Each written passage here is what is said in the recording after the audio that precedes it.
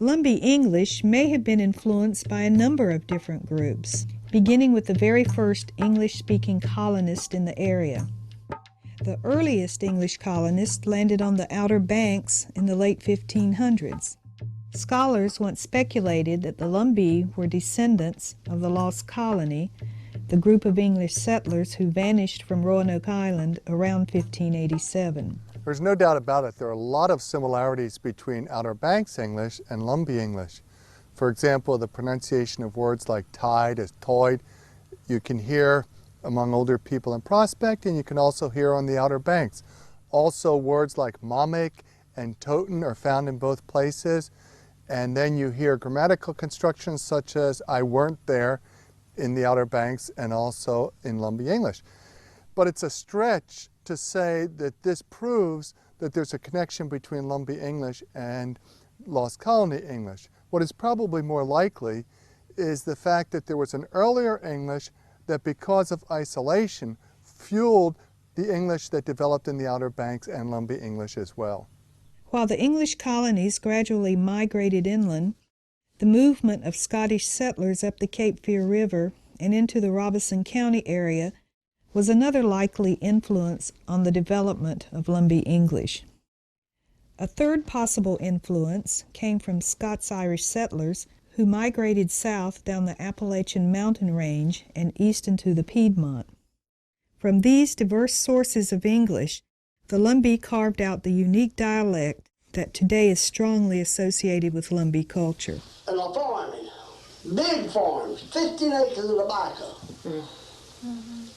Well, I couldn't get no help much from the tobacco I quit it. And I got mad to sold my little allotment off of my little farm, and I went down the street.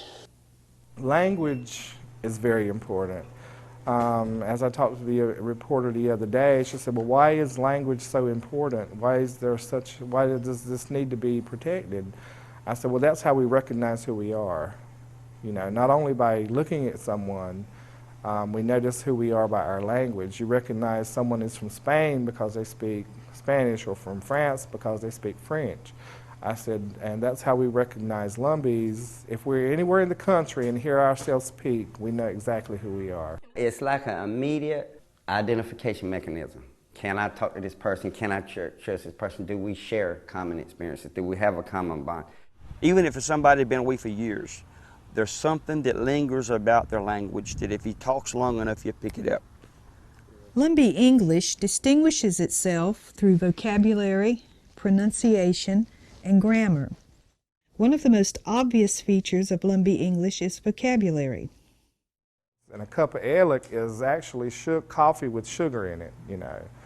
So it's like a sweet cup of coffee, a cup of Alec. So. Ron, bring me a cup of that Alec here. I want some Alec. Juvember. Okay, that's, some folks call them a slingshot, but it's just what we would take a forked branch, cut it off, put rubber bands on it, tongue of the shoe, and put a rock in it. But that's a Juvember. That's all I ever heard until I got grown and found out they'd call them slingshots or something else, you know. But that's what a Juvember is. Well, to me, when your mama something, you like, you just treat it bad. You like just mess over it, you know. You make a mess of it. You mumming up them clothes. You better get all that dirt out of them and not mama come up. And a totem is like an omen of something bad that's going to happen, or a sign of death. You can see a totem or you can hear a totem. Many Lumbee terms are largely unknown outside of Robeson County. Totem, yes, to carry. Juvember, yeah, Juvember. What's that? Yeah, that's when you have a cold snap in July. That's Juvember. Alec? Name of a person? That's what it sounds like to me. Mamek? Not familiar with that one. Mamek,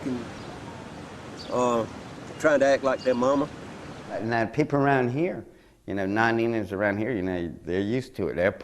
Their ancestors are part of the reason our ancestors thought the way we did.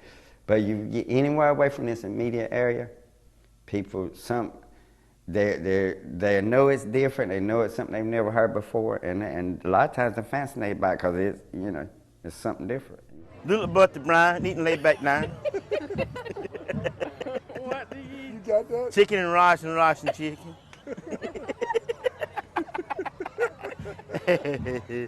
Set you downside of your good wife here. I want to try to look after fixing him a meal and adorning for him. In high school, we took grammar. You know, of course, everybody takes grammar in English. And a lot of the words we use, we were discouraged from using them because it wasn't proper English according to the grammar. We'd always heard teachers that would come in outside the community would really downgrade the words that we would use. It's not proper, and you would be punished in certain cases.